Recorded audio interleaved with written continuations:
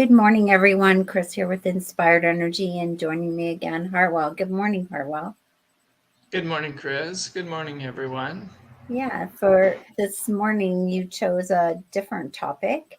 You've called it Salvation in the Not Self. So maybe you can explain to everybody exactly what you mean by that and why we're going in this direction. Yeah. Um, well, I know a lot of different systems, um, and so when you know and study a lot of different systems, you're always looking and noticing the interconnections between them.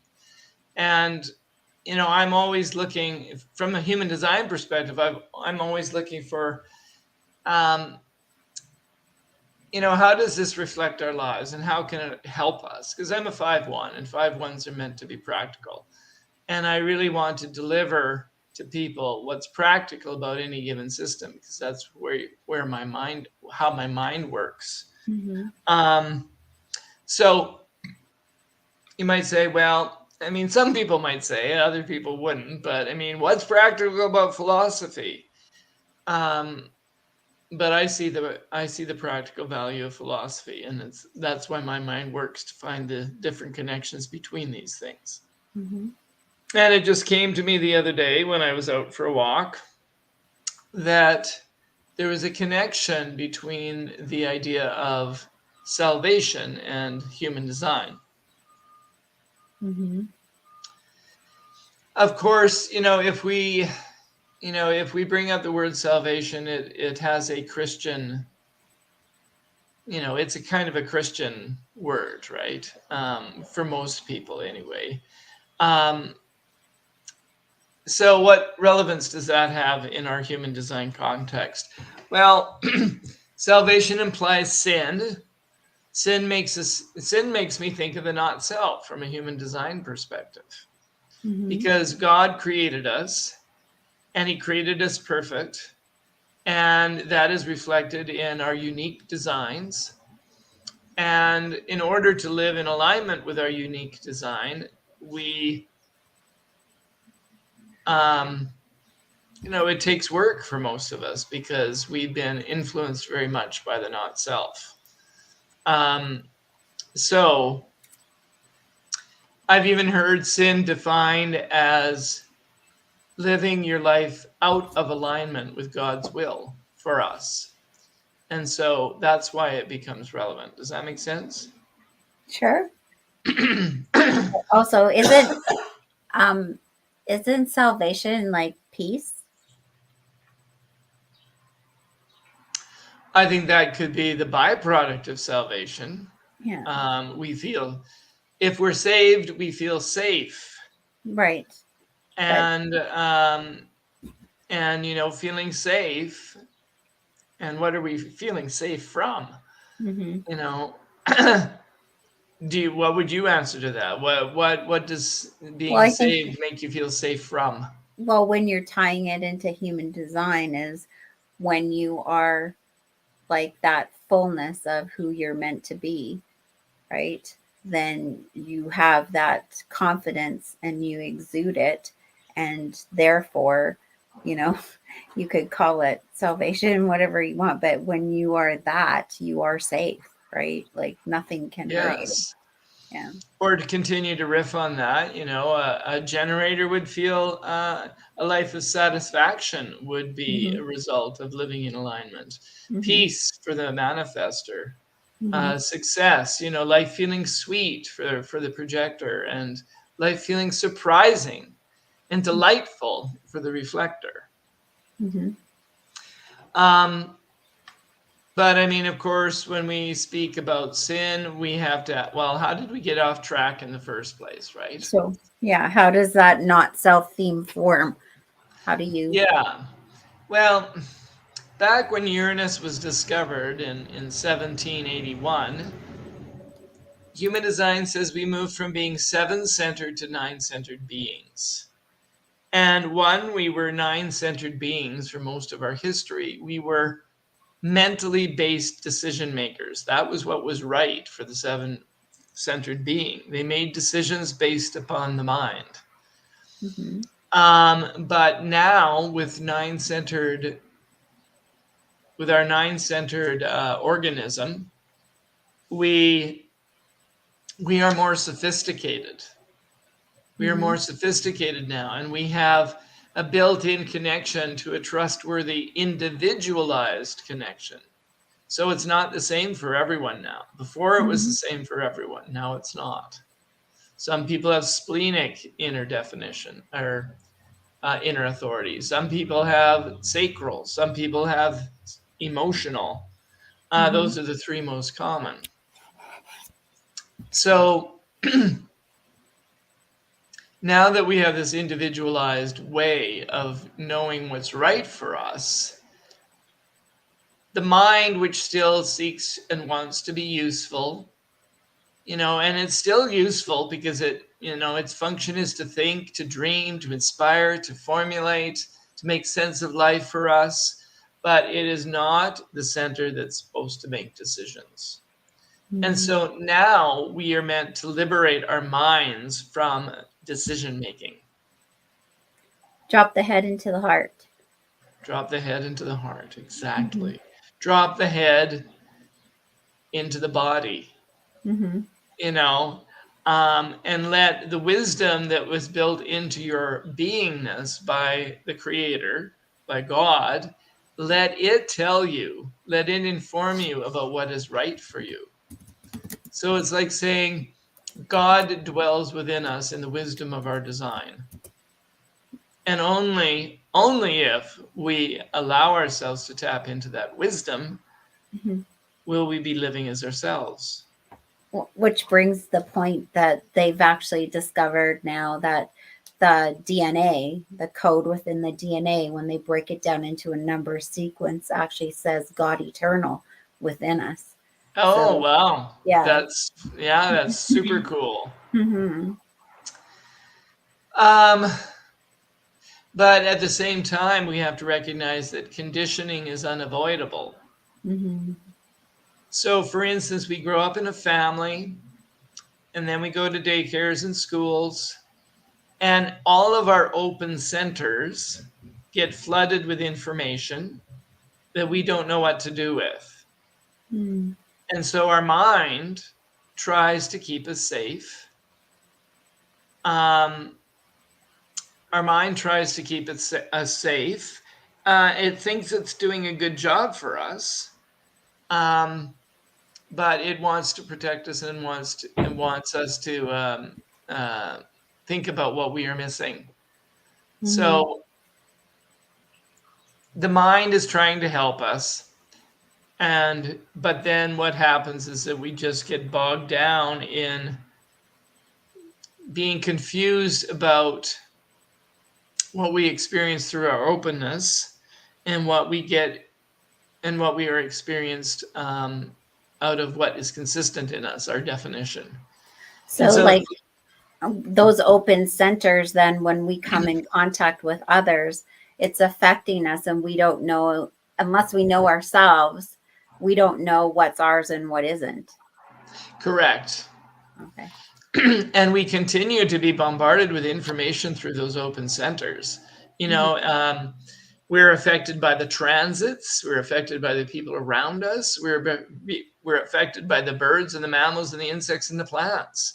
So that conditioning energy is unavoidable, but we have to learn discernment to kind of, okay, is this information coming in through the openness in me, or is this something I can rely on? Yeah. So if we build a life based upon these not self energies, then we're building a house in sand. It's not going to serve us. Right. It's just going to keep falling apart. And then you have to start over. You need a firm foundation. Yeah. And the foundation that we've been given is our own strategy and inner authority. That's our foundation. And so It brings us back always.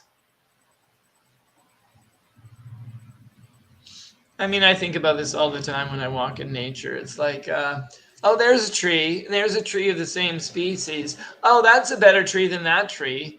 We don't think that way. I don't think that way, and I don't think anybody else does either. Mm-hmm. So we don't judge the things in nature the way that we judge ourselves. Mm-hmm. And this is where we miss the mark, which has been another definition that has been given for sin, missing the mark. Um, we miss the mark when we don't live as ourselves. Well, then it's Um, pretty hard to um,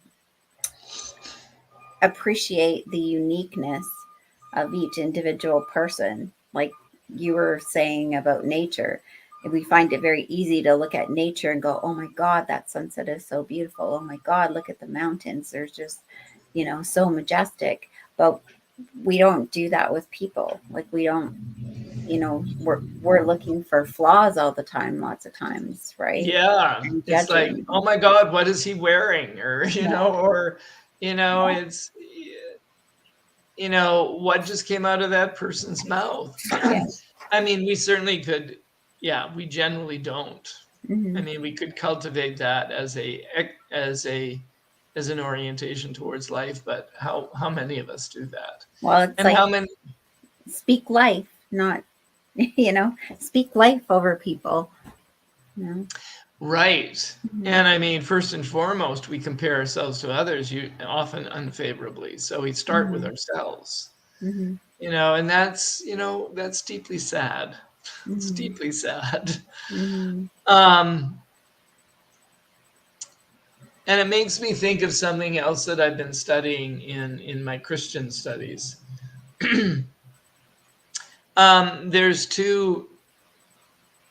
There's two broad ways of looking at the diversity of Christian teachings. And some churches and some ways of looking at Christianity are very much based upon a fall redemption model. Mhm. There is original sin, and we fell in the Garden of Eden, and therefore we are always playing catch up. We're always trying to find a way to redeem ourselves. And so we start we start from a place of sinfulness and fallenness and not good enoughness. Mhm. That's one thread of Christianity. Another thread of Christianity is called creation spirituality, and it says God created us perfect, and God intends for us to celebrate our creation by being creative, by being joyful, by loving each other and loving the world and taking care of the world. And so, in essentially, the um, our existence here is a cause for celebration, and you know we we are beloved of God because He created us, and He loves us just as much as the trees and the bees and the forests and the oceans. And so creation spirituality, it does grapple with sin, but it does it in an entirely different way. And I think this is, it starts with us being perfect. Does that make sense? It starts with us Mhm. being perfect rather than us being flawed and sinful. Right. And I think that's one of the markers, I think, of the innate healthfulness of belief systems that we come in contact with. Mhm. Um, do they do they start from a position of we were perfect to begin with, or do they start from a different position? Because if we start from that position of being perfect to begin with, then all we have to do is trust God and trust our design and trust our uniqueness and learn how. Where was that quotation in my notes? It was a good one. Um, that we will inevitably discover if we are if our path is to move towards transformation and awareness, then we will slowly but surely stop giving authority to our minds and surrender to the authority of our form, Mm-hmm. the form that God created. So Mm-hmm. what we'll do is eventually we will surrender to trust in the divine. Mm-hmm. Perfect. Does that make So, sense? yeah, Am that I sounds like a really good place to end it too. On that note, um, is there anything else that you want to add for today? well, no, I would just sum up for people that, love yourselves, believe in yourselves, trust in your own uniqueness and your own design, and know that there is nothing that you have to change. There is nothing about your essential nature that ever has needed to be changed. All you need to do is let go of those things that have caused you to feel less than, and turn yourself and your life over to your design. Yeah, and just become that. Yeah, exactly.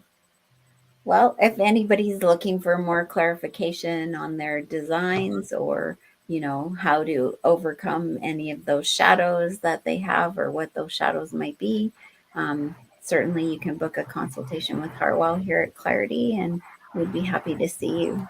So, with that, we'll say good day, God bless, and have a wonderful Wednesday.